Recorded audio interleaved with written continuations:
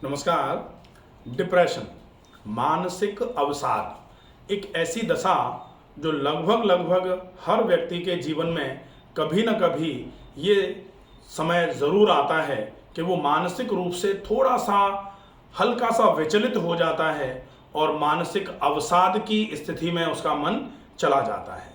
अवसाद की अवस्था का मतलब होता है उसको कुछ भी अच्छा नहीं लग रहा है, कहीं भी अच्छा नहीं लग रहा है, कुछ भी खिलाया जाए तो नहीं पसंद आ रहा है, कहीं भी ले जाया जाए नहीं पसंद आ रहा है, उसको गुमसुम रहने की आदत सी हो गई है, बातचीत करने में वो अपने आप को एंगेज नहीं कर पा रहे हैं, या फिर आप कहीं भी घूमने फिरने जा रहे हो वो अपने आप को आप लोगों के साथ में या हम लोगों के साथ में एंगेज नहीं कर पा रहे हैं।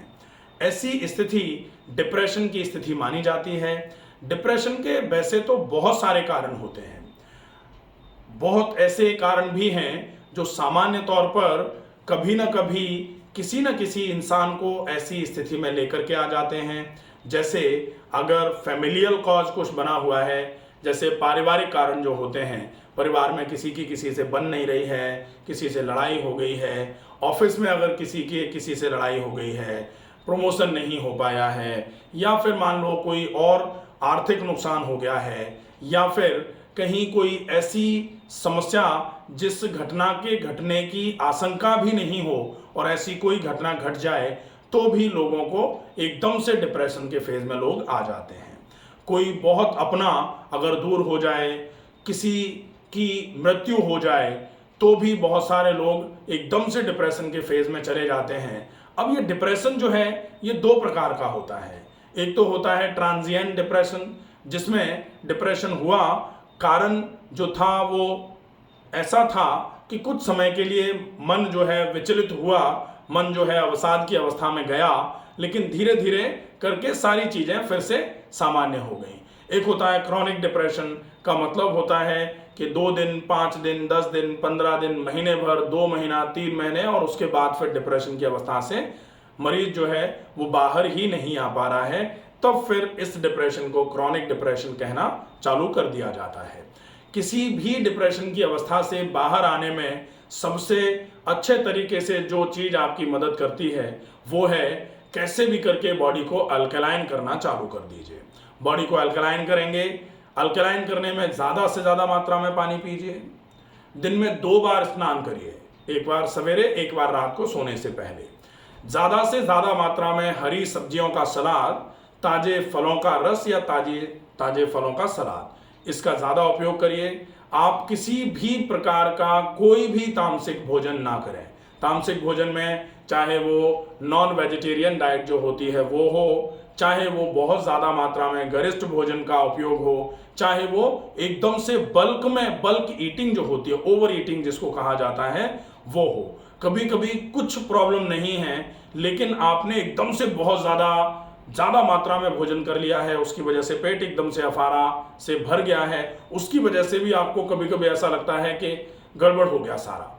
ठीक है, तो ऐसी अवस्था आप नहीं आने दें। और अगर थोड़ा कहीं से कोई परेशानी चल रही है, उसके साथ में अगर पेट में थोड़ी गड़बड़ी आ जाती है, तो ये तो आपके लिए सोने पे सुहागा वाली बात हो जाती है कि थोड़ी समस्या, हम तो रोने को ही बैठे थे, किसी ने और डांट दिया तो जोर जोर से रोना शुरू कर दिया, ऐसी वाली स्थिति हो सकती है। आपको इस स्थिति से निकलने में मदद करने के लिए सबसे ज़्यादा उपयोगी जो पार्ट है वो होता है प्राणायाम। प्राणायाम के लिए कहा जाता है कि प्राणायाम आप करो, प्राणायाम से क्या मिलेगा आपको, ततश्यते प्रकाशावरणम। तुरंत प्राणायाम करने में महर्षि पतंजलि जी ने लिखा है ये कि प्राणायाम करना कोई अगर शुरू करता है तो उसको लाभ के रूप में शरीर में सारे अंधकार दूर हो जाते हैं उसके, और शरीर अंदर से पुनः प्रकाशवान होना शुरू हो जाता है। और अगर ये कहा है तो निश्चित ऐसा ही होता है, और ऐसा हो इसके लिए प्राणायाम का अभ्यास अति आवश्यक माना जाता है। प्राणायाम में योगा फॉर डिप्रेशन में आज हम ऐसे 3 प्राणायाम लेकर के आपके लिए आए हैं। इन तीनों प्राणायामों का अभ्यास अगर आपने बहुत अच्छे तरीके से किया तो आपके डिप्रेशन को बहुत अच्छे तरीके से मैनेज करने में ये प्राणायाम आपकी मदद कर सकते हैं। सबसे पहले प्राणायाम में हम प्राणायाम करेंगे नाड़ी शोधन अनुलोम विलोम। नाड़ी शोधन अनुलोम विलोम प्राणायाम के लिए हम किसी भी सुविधाजनक आसन में बैठ जाएंगे, दाहिने हाथ के अंगूठे से दाहिनी नासिका को बंद कर लेंगे, बाईं नासिका से पूरी श्वास को भरेंगे और दाहिनी नासिका से पूरी श्वास को धीरे से छोड़ेंगे। फिर जिस नासिका से श्वास को छोड़ा है उससे वापस भरेंगे और दूसरी नासिका से श्वास को छोड़ेंगे। फिर जिससे छोड़ा है उससे वापस भरेंगे और दूसरी नासिका से छोड़ेंगे। इस प्राणायाम का अभ्यास आप कम से कम 5 से 10 मिनट के लिए करेंगे। इस प्राणायाम के अभ्यास से दोनों नाड़ियों में शुद्धि होगी। चंद्र और सूर्य नाड़ी अगर शुद्धि हो जाएगी, दोनों में शोधन होगा, सामंजस्य आ जाएगा, सम हो जाएंगी नाड़ियां, तो गर्मी और सर्दी में सामंजस्य आएगा, दोष जो है वो सम होना चालू हो जाएंगे। जैसे ही दोष सम होंगे, अग्नि सम होगी, तो आप स्वस्थ शरीर की तरफ आगे बढ़ना शुरू हो जाएंगे। क्योंकि स्वास्थ्य की परिभाषा में सम दोषः समाग्निश्च सम धातु मला क्रिया प्रसन्न आत्मा इंद्रिय मन स्वास्थ्य विधीयते, ये स्वास्थ्य की पूरी परिभाषा होती है। तो इस प्राणायाम के बाद दूसरा प्राणायाम जो हम करेंगे वो प्राणायाम है डीप ब्रीदिंग, लंबी गहरी श्वास भरना और भरी गई श्वास को धीरे धीरे करके छोड़ना।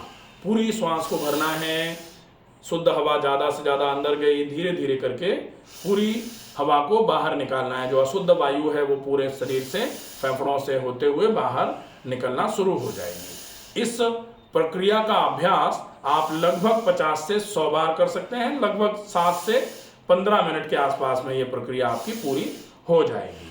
इसके बाद तीसरा प्राणायाम जो है, प्राणायाम का नाम है भ्रामरी प्राणायाम। भ्रामरी प्राणायाम का अभ्यास करेंगे। भ्रामरी प्राणायाम के लिए दोनों अंगूठों से दोनों कानों को बंद कर लेंगे, हाथों की अंगुलियों से अपनी आंखों को बंद कर लेंगे, लंबी गहरी श्वास भरेंगे और श्वास को छोड़ते हुए भौरे के समान गुंजन करेंगे। भौरे के समान गुंजन लगातार रिदमिक गुंजन होगा। ज्यादा मात्रा में आवाज निकालने से लेकर के धीरे धीरे करके आप आवाज को कम करते हुए चलेंगे। ये आप लगभग 7 से 11 बार इसका अभ्यास करेंगे। इसके अभ्यास के पश्चात जब ये 11 बार अभ्यास हो जाए तो इसके बाद आप अपने शरीर को रिलैक्स करने के लिए वैसे शवासन का अभ्यास करते हैं, लेकिन डिप्रेशन की अवस्था में जो व्यक्ति होता है उसकी नींद भी धीरे धीरे करके गायब होना चालू हो जाती है। और जैसे जैसे नींद गायब होती है तो नींद लाने की प्रक्रिया अगर आप करते हैं तो ये नींद भी आएगी आपको, डिप्रेशन से भी आप धीरे धीरे करके दूर आना चालू हो जाते हैं। नींद अच्छी आए इसके लिए योग निद्रा की प्रक्रिया है, इसका अभ्यास आप कर सकते हैं।